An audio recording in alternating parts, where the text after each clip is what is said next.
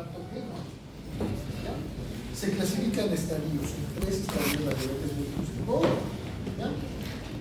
Aquí estamos viendo, en el estadio tipo 1 va a existir la primera fase del proceso de autoinmunidad, en el cual las células beta van a empezar a afectar al parénquima endógeno pancreático, pero todavía no tiene características clínicas pancreáticas.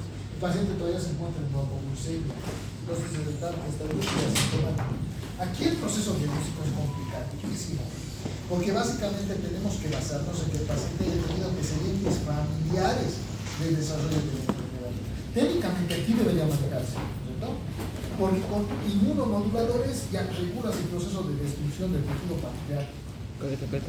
Por eso es importante conocer los antecedentes de la madre o del padre o de los familiares cercanos. ¿Okay? Porque como les he dicho, el gen HLA 50%, y este es un gen que habitualmente es dominante, es gen dominante. 50% de probabilidad de que si uno de los padres, uno de los progenitores tiene un gen dominante, puede desencadenarse que el hijo también lo tenga. Es una enfermedad muy frecuente por esa razón. Ahora, en el estadio 2 ya empezamos a encontrar la autoinmunidad frente a las células B. Aquí, conglomeración, ¿ya? La conglomeración de las células y el primer intercambio de los factores epigénicos. Esto sucede por aproximadamente al año, 2, 3 de vida del pacientito que va a tener diabetes mellitus. ¿Ya? Primero se produce un primer contacto antes de activar el proceso inmunitario.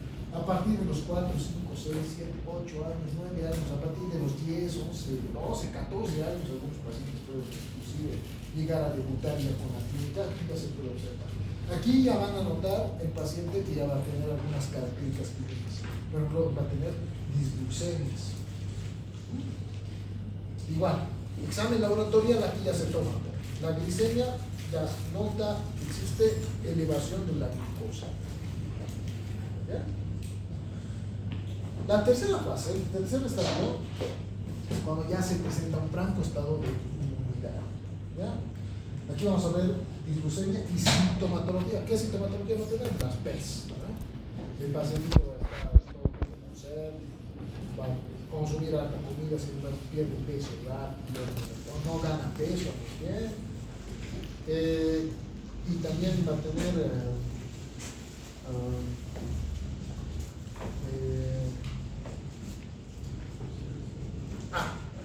gran cantidad de bolina, como sifón,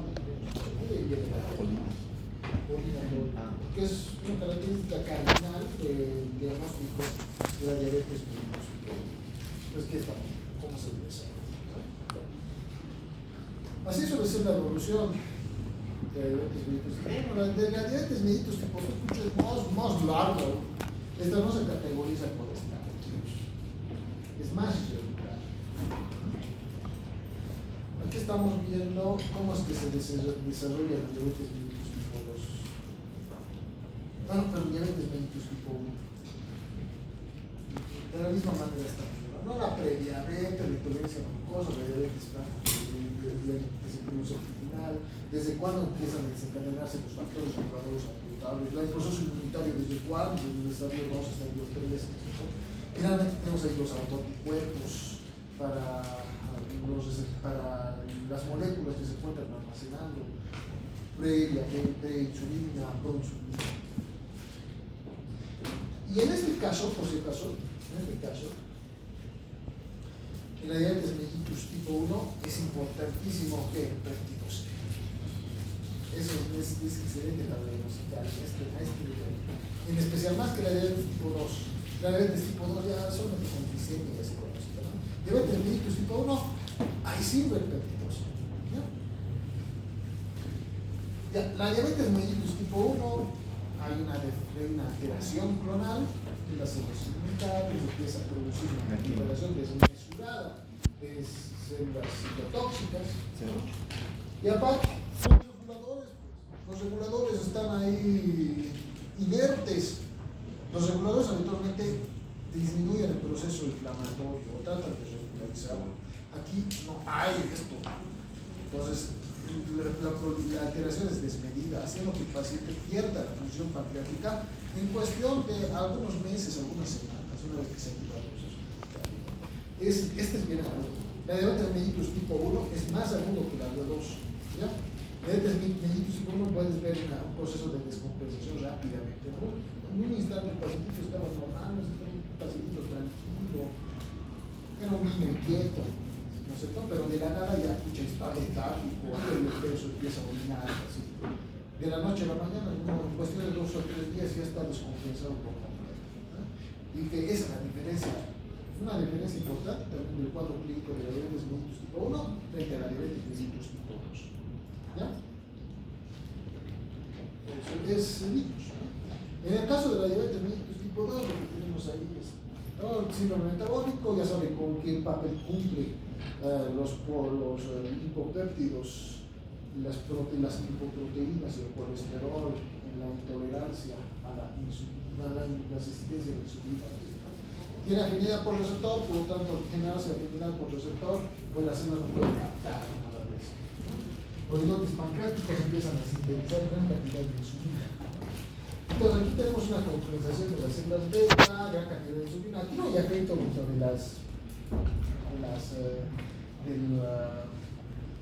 de la morfología, no hay defectos morfológicos, a no ser que sean estadios bien tardíos de la enfermedad, en los cuales ya existe una disminución del parénquima pancreático. En los casos más severos, como les he mencionado previamente, ¿no es cierto? En los casos más severos, recién se vuelve insulino dependiente el paciente. Actualmente, en los casos diagnosticados, ¿no es cierto? Porque es fácil diagnosticar al paciente con diabetes, ya vamos a tener ya en el manejo solamente por vía farmacológica, por vía oral, un instrumento. ¿No? Muy bien. Las complicaciones. Este cuadrito es muy interesante. Vamos a ver. Muy bien. La diabetes entonces se va a caracterizar la diabetes mellitus tipo 2 por deficiencia de la insulina. Acá está. Este es el cuadro. ¿No? Déficit de la insulina o resistencia a la insulina. La diabetes mellitus tipo 2. Por lo tanto, hay gran cantidad de glucosa, tejido vascular en especial, ¿cierto? Por lo tanto, no ingresa la sangre. ¿A quiénes afecta? Tejido adiposo, tejido muscular, tejido hepático. El tejido adiposo, cuando la célula empieza a pedir glucosa, porque activa el glucagón, empieza a hacer que aumente la lipólisis. Aumenta los ácidos grasos libres, lo cual exacerba el cuadro, mantiene procesos molares. Esto produce aumento de las molaridades. Y por otro lado, ya saben, el tejido adiposo, vía leptina, adiponectina, es contrarregulador. Estas dos vías se dan. Por lo tanto, activa vía central, por oxígeno, activa a las neuronas NPI, las neuronas AGP, entonces, ¿por qué? La célula está pidiendo glucosa. La célula no sabe, el problema está en su receptor, no hay receptores, cree que es porque hay déficit. Como hay déficit de glucosa, pues, intracelular pide glucosa, pero esto exacerba aún más el cuadro. Aumenta la osmolaridad y produce más cantidad de apoyo. Siguiente, el músculo aumenta el catabolismo de proteínas, la célula está pidiendo glucosa, entonces aumenta el catabolismo y por lo tanto empieza a liberar glucógeno. Al liberar glucógeno, pues también liberas ácido láctico. Y cuando este se metaboliza en el hígado, aparte de formar glucogenia, forma cetona, y produce cetoacidosis diabética.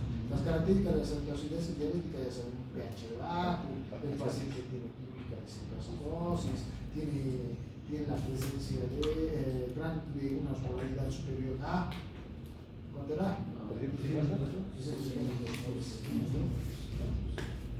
Por el otro lado, el aumento, el déficit de la insulina hace que no ingrese glucosa a la célula, y esto ya hemos hablado ampliamente, produce hiperglicemia.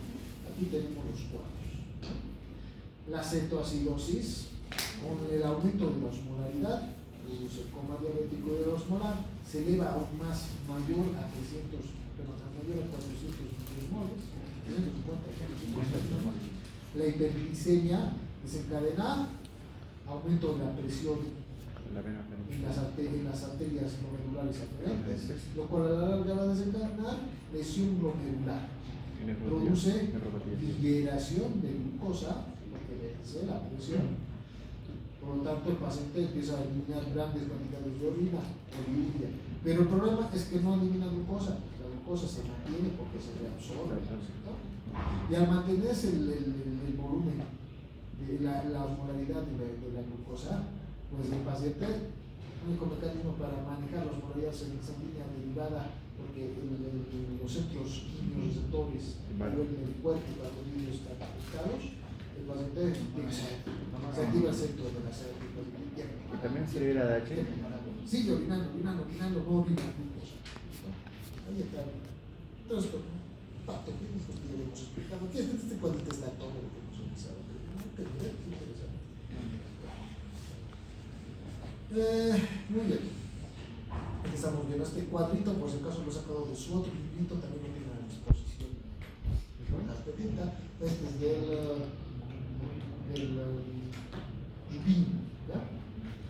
La glucosuria produce pérdida de calorías, el hambre que va a desencadenar por la pérdida de calorías, por la pérdida de sustrato, por pérdida de glucosa intracelulares más que todo, ¿ya? El paciente empieza a sufrir pérdida lateral. ¿Por qué razón?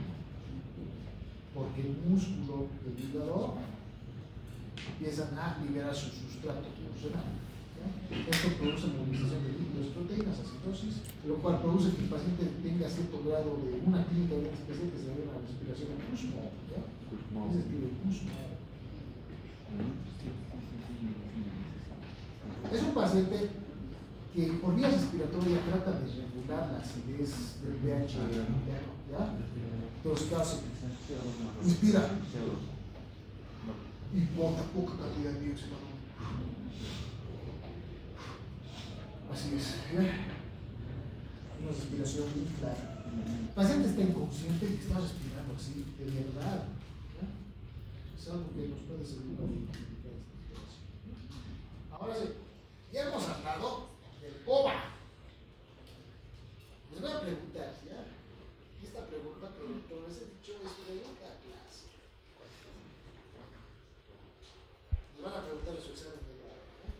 ¿Cuáles son las complicaciones agudas de diabetes? Coma diabético, cirrosis, y en la tercera que lo voy a notar acá. Y eso es por los fármacos, ¿no? La hipoglicemia.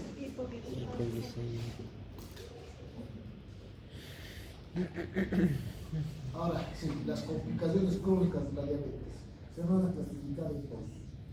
Las complicaciones de acuerdo a la afección vascular, en afecciones microvasculares, y afecciones macrovasculares. Las afecciones microvasculares son, por ejemplo, esta enfermedad afecta al vaso sanguíneo. ¿Saben cómo lo afecta? El vaso sanguíneo. ¿Cuántas capas tiene el vaso sanguíneo? Tres. Adventicia, intermedia y endotelio. Única, íntima, media y adventicia. Esta enfermedad, la vasculopatía diabética, que es la raíz de todos los problemas que vamos a ver a continuación, es una enfermedad que se origina en la túnica íntima. ¿Qué se encuentra en la túnica íntima? Endotelio. El endotelio. Vamos a enumerar. Íntima. Endotelio. Endotelio. ¿Qué más tiene el endotelio? Lámina basal. Sí, muy bien. El endotelio tiene su lámina basal. Muy bien. La segunda capa es una capa muscular. Músculo liso. La capa muscular lisa. Se denomina la túnica media. Muscular. Y finalmente tenemos una capita que no va a tener tejido conjuntivo. que es el tejido conjuntivo. se denominan adenoides.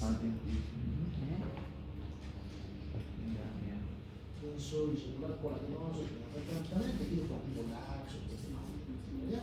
Entonces aquí vamos a ver estos tejidos. ¿Dónde se encuentra la presión acá? Lámina basal. Los conglomerados de glucosa producen amiloidosis. Esto quiere decir que se empiezan a conglomerar por debajo del vaso sanguíneo. Lo voy a dibujar por otro color acá con la celeste. El vaso sanguíneo empieza a engrosarse desde la lámina basal. Todo esto, todo lo que está alrededor del vaso sanguíneo está grueso, tremendamente grueso. ¿Ya? Y al engrosarse, pues en especial en las arteriolas, en las estructuras capilares, etcétera, impide que exista perfusión, impide que exista intercambio gaseoso, impide que exista inflamación, porque las células inflamatorias necesitan comunicarse por esta pared.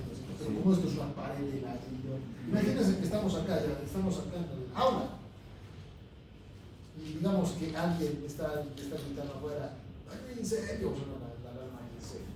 ¿Ya? ¿Qué pasaría si cambiamos las ventanas? No haría la puerta. Vamos a escuchar algo de lo que está pasando afuera. ¿Qué es lo que pasa con el engrosamiento basal? La lámina basal impide cualquier tipo de comunicación del medio intravascular con el medio extravascular. De no existir esta comunicación, pues no existe proceso inflamatorio, no existe intercambio gaseoso, no existe glucosa. Las células del tejido, no sé, que estaba lesionado, o del tejido hipóxico, van a empezar a morirse. Piden ayuda, pero nadie les hace caso, pues el medio vascular nadie puede hacerles caso porque está con una pared enfrente, no sé qué. Y entonces así se complica, pues. Aquí vamos a ver la microangiopatía diabética. ¿Cómo se va a desencadenar esto? Va a desencadenar que la capa vascular, toda esta capa se empieza a llenar de amiloide. Y el amiloide, pues, no es elástico. El amiloide es una estructura bien sólida, bien dura. A nivel de los capilares se va a ver eso. Como está sólido, los cambios de la presión intravascular hacen que el endotelio se rompa. Entonces, ¿qué produce? ¿Población? Produce infarto, pero de causa trombótica. No, no es trombótica. Trombótica alta, trombosis. Inicialmente, pero también puede producirse infarto hemorrágico por aneurisma. Por hemorragia. Aquí están los dos, ¿verdad? El infarto vascular cerebral por obstrucción y el hemorrágico por aneurisma vascular. ¿Bien? A nivel de la vasculatura globo-ocular, a nivel reptiliano, también vamos a encontrar eso. Esta es microangiopática. Todo lo que estoy colocando con naranjita, puntitos naranjas, les voy a pasar así con las notitas de la clase también. ¿Ya? Todo lo que está con naranjita son microvasculares. Claro.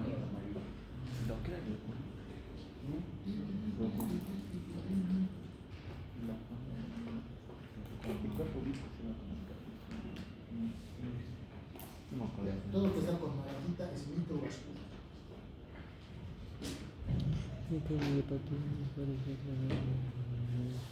Muy bien.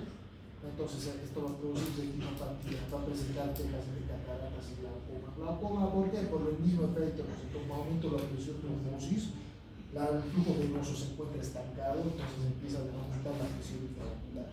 No hay zona por donde se libere el moracoso, entonces al producirse un conglomerado de regulatorio, el paciente empieza a sufrir. Las cataratas, ¿por qué? Depósitos de amiloide empiezan a desencadenar. En el cristalino y en la zona del pulmón se va a ver como una película ahí, ¿no? Se empieza a depositar. Y lo peor, lo que habitualmente tiene un mal pronóstico, la retinopatía diabética, porque produce microaneurismas hemorrágicos que pueden producir desprendimiento de la retina. Produce desprendimiento de la retina y es pérdida por completo de la visión. Principal causa de pérdida de la visión en el mundo: diabetes. ¿Ya?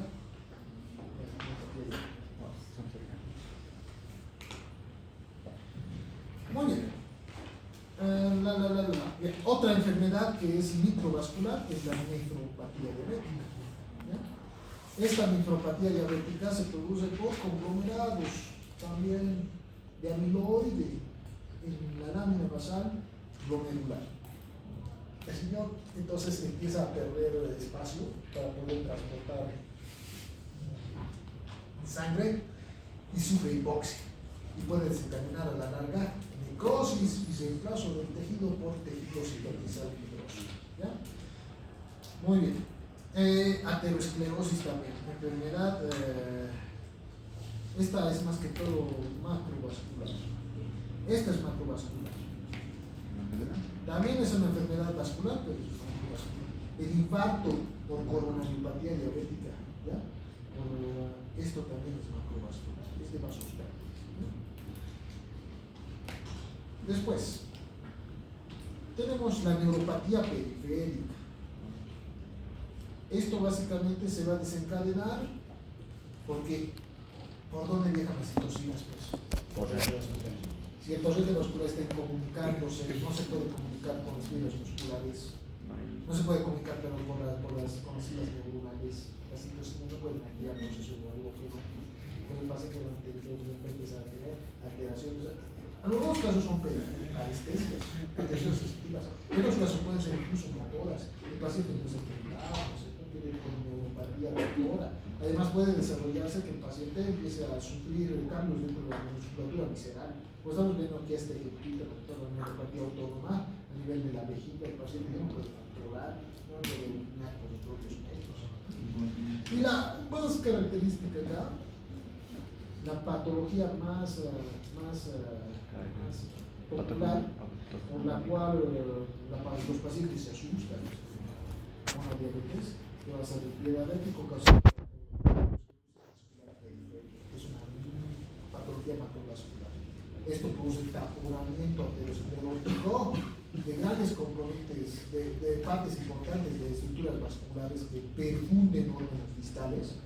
Y por lo tanto, como esto se encuentra obstruido, pues todo el torrente vascular que se dirige hacia estas zonas va a desaparecer. Por lo tanto, el paciente presenta hipoxia. Presenta validez, pero el paciente tiene polineuropatía de hecho.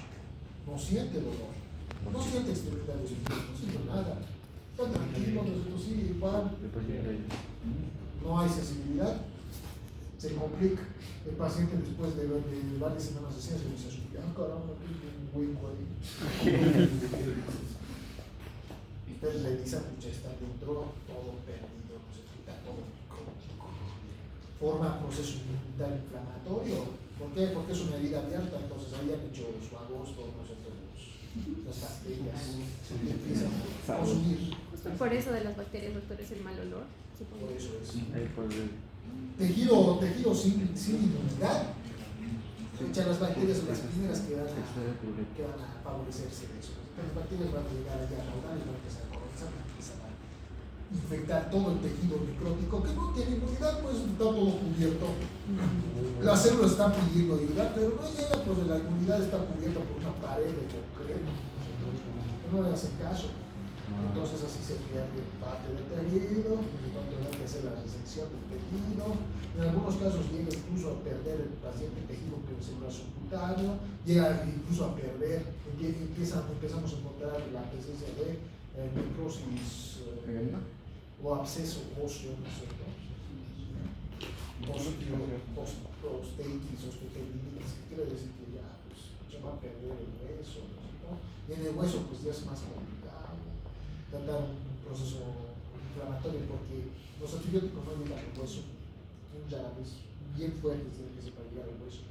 En muchos casos es imposible tratarlo, por lo tanto habitualmente en esos casos no es tratamiento preservador, pues es tratamiento por amputación. Pero ¿y cuánto tiempo demora en que, digamos, se haya hecho la herida llegar a ese extremo de llegar hasta la necrosis? El tiempo que le tome a la bacteria poder proliferar. ¿Ya? Bueno, porque las células de por sí mueren en un ratito, ¿no es cierto? El tejido adiposo, por ejemplo, es el que más tarda. Puede tardar 14 días sin oxígeno, ¿no? ¿Y el tejido óseo? ¿Ya? El tejido óseo es uno de los que más rápido muere, ¿ya? En especial el tejido medular. El tejido medular requiere un constante flujo de oxígeno. El tejido medular se muere, muere la corteza, ¿no? El problema con la muerte del tejido óseo no es que el hueso va a quedar normal, ¿no es cierto? No es que se va a morir. La médula ósea es el asunto. La médula ósea produce Pseudos civiles.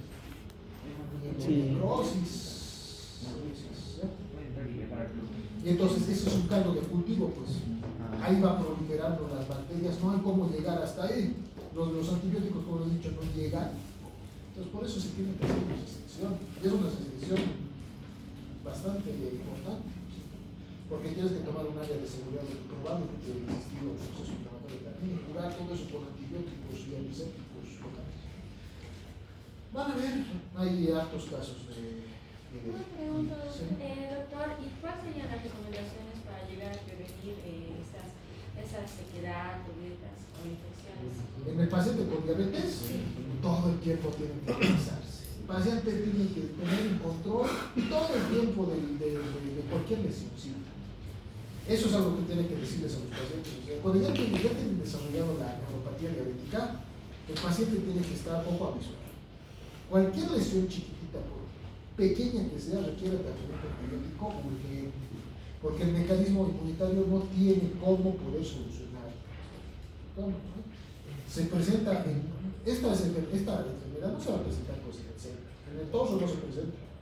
Se presenta en órganos distales, alejados, ¿ya? Estructuras bien alejadas. Entonces el paciente tiene que hacer todas las noches revisiones, ¿cierto? Tiene que revisarse los pies, si no hay ninguna lesión, todas las noches, así. Aparte, por favor, las manitos, también los tobillos, ¿no? Tiene que revisarse. Porque si no se revisa, pues se va a presentar un proceso inflamatorio y hay que tratar rápido esto porque no, como les he dicho, en la mayoría de las enfermedades tenemos la ventaja, por ejemplo, las neumonías. En las enfermedades, por ejemplo, los abscesos cutáneos, tienen la ventaja de que nuestro cuerpo nos está ayudando para combatir la inflamación, ¿no? Ustedes cuando administran antibióticos tienen la ventaja de que el sistema inmunitario es competente. El paciente con diabetes está inmunodeprimido, pero no solamente está inmunodeprimido por causa mieloide o por causa de alguna alteración a nivel del origen hematopoyético, ¿cierto? O la linfopoiesis, sino es porque los vasos sanguíneos están cerrados a cualquier tipo de transporte. Así es, ahí es más grave. Pero los pacientes se complican rápido con la diabetes. Pues. Un paciente con diabetes y neumonía, mal pronóstico, o por lo menos un pronóstico más complicado. Un paciente con diabetes y, digamos, no sé, y una infección dérmica, también se complica más. ¿Ya? Así es. Finalmente, lo que presenta al paciente gangrena e infección. Ese es el cuadro. Entonces, se encierra, se produce primero necrosis, se gangrena, eso quiere decir que ya existe bacterias por medio de las infecciones que se van a establecer. ¿No? Así es el pie diabético. Todo el tiempo hay que estar controlándolo, quitándolo, ¿no? Viendo qué tipo de bacterias. Se le toma cultivos de todo. Hay que tomar cultivos de cualquier bacteria para desarrollarse ahí. Desde el simple streptococo hasta bacterias raras, como las pseudomonas. En cuanto a las curaciones, ¿son diarias? Diarios. Curaciones diarios. Todo el tiempo hay que hacer actividades antisépticas hasta que se forme por lo menos tejido de granulación, hasta que se forme tejido cicatrizante. ¿Ya? Es que el absceso no se va a mantener mucho tiempo, no es que es una herida constante, lo que tenemos que promover es que se cierre, que se fibrose, ¿no? Que se cicatrice y que la cicatriz llegue a los 5 minutos en bacteria. Entonces hay que revisar todo el tiempo, hay que hacer raspaje. Les va a tocar hacer. Van a tener su paciente internado con su pie diabético, que por cierto van a colocarse doble, triple,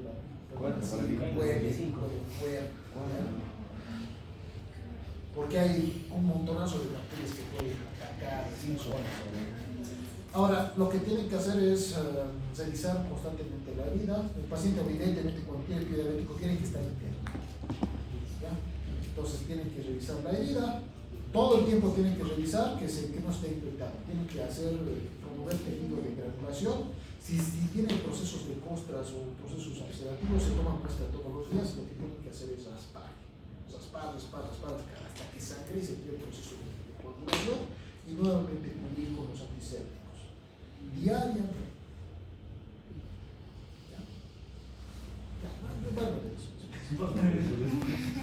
Ya les va a tocar. Aquí estamos viendo otros trastornos, aquí estamos viendo cómo es que se desarrolla la retinopatía diabética, que dice los microneurismos inicialmente. Los microneurismos producen dilataciones que vienen a romper la pared vascular, por lo tanto se producen hemorragias. Los microneurismos y las hemorragias pueden generar exudados, pero el problema es que el área por debajo de la retina es un espacio bien delimitado, pues no tiene que tener mucha presión, porque cuando hay mucha presión cerebral, produce esto lo que estamos viendo acá, retinopatia proliferativa y desprendimiento de retina. Aquí vamos a ver que ya una alteración en la mácula, vamos a ver, edema macular, ¿se ve? Y alrededor de la retina unos campos de necrosis. Esto se ve en el fondo de la piel. Esta enfermedad, mucha la van a ver en casi todos los siguientes semestres. En oftalmo van a ver esto también, van a ver retinopatía diabética y fondo de ojo, cómo se ve. En riñón, mitad de semestre sin bromear es diabetes. Cuando estén en nefro, ya mitad de semestre van a ver diabetes. Es el órgano que más se sabe. Por eso pueden colocar una capa. La nefropatía diabética. La nefropatía diabética tiene asociados lesiones glomerulares, afectan al glomérulo renal, está afectado también por lesiones vasculares renales, por arteriosclerosis, y también, como en el pie diabético, ¿no? Es predisponente el paciente a que se desarrolle pielonefritis, cualquier enfermedad del tracto urinario, como ya no hay mecanismos de defensa, avanza rápidamente, produce en el paciente mayor predisposición al desarrollo de, por ejemplo, cistitis, de uretritis, y posiblemente de pielonefritis. La lesión glomerular diabética es en base a estos dos: esclerosis mesangial difusa, pregúntale, ¿sabes? Y la glomerulosclerosis nodular, que es la complicación, la que habitualmente se ve ya macroscópicamente.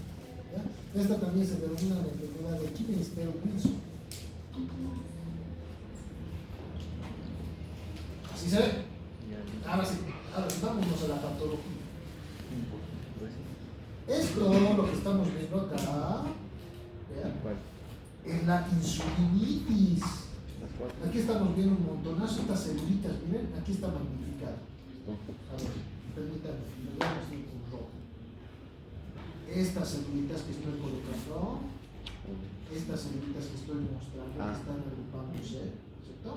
Estas celulitas son linfocitos. TXD8. En cuestión de semanas, el paciente tiene esta alteración. Se empieza a ver esto se ve en biopsia, por si acaso. Biopsia renal. Biopsia pancreática. En biopsia pancreática se ve un conglomerado de células linfáticas alrededor del parénquima, que por cierto está desapareciendo. ¿Ven? Aquí quedan algunas células rojas. Esto finalmente se va a clavicular, se va a formar una cicatriz fibrosa. Muy bien. Como podrán ver, no ataca al resto. Acá no hay acá. El asino está indemne. Aquí es completamente dirigido hacia el islote del mano. Y es para ambos. Afecta tanto a las células beta como a las células alfa por continuidad. Porque como ataca y empieza a proliferar el proceso inmunitario, pierde vasculatura. Las pobres, alfa, que nada tiene que ver. En el resto de los órganos sucede esto. Vean. Aquí estamos viendo un vasito sanguíneo. Miren, este es un vaso sanguíneo. Habitualmente tendría que tener este tamaño. Les voy a marcar cómo debería ser este vasito. Aquí está el epitelio, que lo estoy marcando con azul. Y su capita debería ser así, incluida la capa muscular y endotelial, así debería ser. Pero aquí estamos viendo esto. Lo voy a marcar con azul. Miren el pegamento, todo esto es la membrana basal.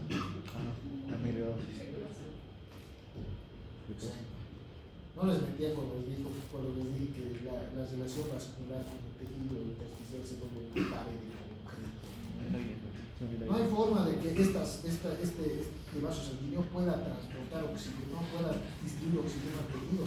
Y es bien este tejido que es microvascular, vean, este es glomérulo renal por si acaso. Este es glomérulo renal. El riñón ya no tiene oxígeno, ya no puede regenerarse. Entonces habitualmente se atrofia. Por eso es tan importante este. Y aquí estamos viendo igual, miren, la membrana basal gruesa, todo es la membrana basal. Es la característica de la nefroesclerosis. Mesangial. La esclerosis mesangial difusa. Eso es lo que hemos visto. Aquí se nos ve todo. Esto es lo que se ve. Aquí estamos viendo nuevamente proliferación pancreática. Proliferación. Pero aparte, miren, la pared de concreto. Esto es la amiloidosis. Aquí está el número, un capilar. Aquí lo mismo, miren. Esa es la amiloidosis. Esto pasa en todo el organismo. Aquí estamos viendo algunos ejemplos. Les han tomado millones de los pacientes en eso. Pero en el periodo diabético también se ve eso. En el cerebro del paciente con diabetes también se ve eso. Produce todo eso. Lo que les decía, ¿no es cierto? Que me ha dicho el profesor también. ¿Cuál es la causa de la patología de la diabetes? ¿Cuál es la causa de tu patología? Claudicación de la azúcar. Ahí está, todo lo que he dicho. Estamos viendo más insulitis. Doctor, mi nombre era Claudio, ¿qué? Claudicación.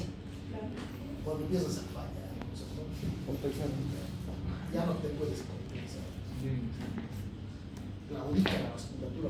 Y cuando claudica la vasculatura, pues todos los órganos que están permitidos por esa vasculatura también claudican. Aquí estamos viendo nuevamente la esclerosis tubular renal. Esto es lo que se ve, aquí lo voy a colocar. Glomerulosclerosis nodular. Esta es la dos. Este es el cuadro evolutivo. Así se ve la dos. ¿Ya? El amiloide empieza a desencadenar fibrosis. Los vasos sanguíneos ya no están cubiertos por una capa de concreto, están cubiertos por una placa de plomo dura. Esto impide incluso que las células que inicialmente con el amiloide se podían mover, ¿no? El vaso sanguíneo podía sufrir cambios, podía aperturarse, vasodilatación. Con la esclerosis ya no se queda en un estado durísimo, ¿no? Se quedan súper duras. Y lo que va a desencadenar es que empieza a proliferar aquí el mesagio. El mesagio y las células mesangiales empiezan a proliferar. Está proliferando el mesagio y empiece a procesar y hacer de proteínas. Por esa razón, como el mesagio está bien alterado, a ver, más grueso que el que menos cantidad debería pasar, ¿no es cierto? Pero aquí es así. A ver, voy a colocar aquí un prisionero. Está un prisionero, está en su casa. Aquí está en su silla.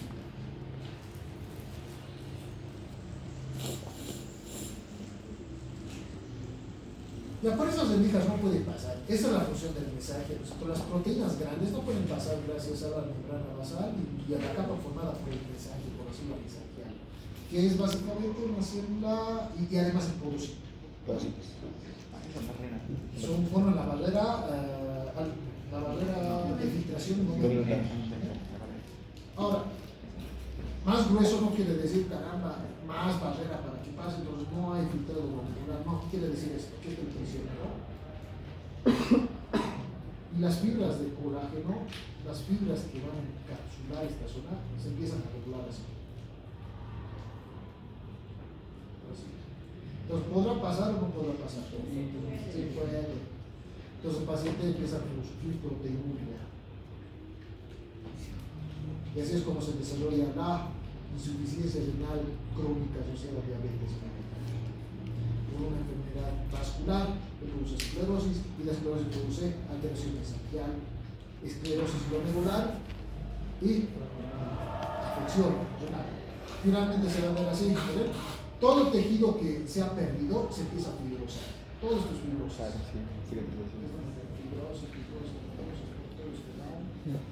Y el riñón, por lo tanto, se atrofia y va a sufrir el paciente de microesclerosis, que es de tipo nodular, como si fueran noditos. Por eso tiene este nombre, glomerulosclerosis nodular. Esa es la enfermedad de Stevens. Finalmente, importante, recapitulación. Diabetes crónica está asociado a diabetes con complicaciones vasculares. Cuando el falta de los dicen vasculares grandes y que ¿por qué? Porque produce ateroma vascular y en algunos casos por aumento de la presión puede producir hemorragia. La nefropatía diabética es la principal causa de insuficiencia renal terminal. Este punto también debemos tratar. Por eso se toma tan en cuenta la diabetes mellitus para la análisis renal. Siempre se tiene que tomar diabetes mellitus asociado a creatinina. Prueba de función renal, ¿ya? El examen general de orina se toma creatinina. Esta causa también del deterioro visual, en ocasiones produce ceguera completa. ¿Por qué? Por desprendimiento de retina. ¿No? Esta es una de las consecuencias más temidas de la diabetes. De hecho, es la principal causa de ceguera en el mundo.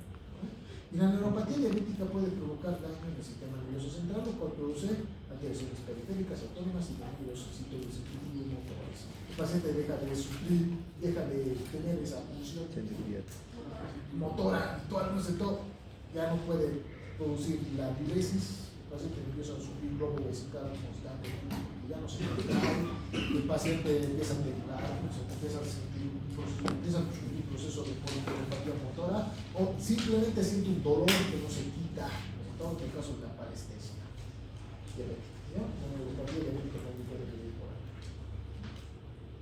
Eso es todo. Hasta aquí la ¿Cómo? El examen de la creatinina. La creatinina es la inulina, ¿ya? La inulina es una proteína que tiene un tamaño más o menos, es así. Es una proteína que tiene un rango pequeño y grande, ¿ya? A ver, ¿cuál es el paso por el cuál es el rango por el cual se permite el ultrafiltrado glomerular? O sea, de este lado tenemos ultrafiltrado glomerular, esta es la barrera de filtración glomerular, y aquí tenemos el lumen vascular, ¿cierto? El de la arteria glomerular aferente, el lumen vascular. Hay unas compuertas chiquitas que permiten el paso, por ejemplo, la albúmina, que es grande. La albúmina puede medir desde 80 hasta 140.000 años. No puede pasar. No hay proteínas en la orina, por eso. ¿Ya? Pero hay una proteína que es chiquitita y que es grande también. ¿Ya? Aquí tenemos una proteína pequeña y su rango es de pequeño a grande. ¿Ya? Esta es la creatinina. La creatinina puede medir aproximadamente de 25.000 hasta 80.000 tantos. Entonces siempre queda parte de la orina, ¿ya? Pero una parte sí se elimina. Por eso es un marcador. ¿Ya? ¿Cuál es este espacio? ¿Cuánto permite este espacio? Básicamente un diámetro de 30.000 tantos. 25.000 es más pequeñito que el cabello. Sí, entonces puede pasar. Por eso nos sirve para marcar. ¿Ya? Cuando el paciente tiene una nefropatía diabética, pues tiene esto. Entonces se ha abierto la célula. Entonces puede pasar inulina, puede pasar atún, puede pasar todo eso. Por lo tanto, cuando bajan los niveles de creatinina, el paciente está desarrollando patología renal. Por eso se toma la creatinina como mecanismo para diagnosticar patología renal. ¿Ya? ¿Alguna preguntita más?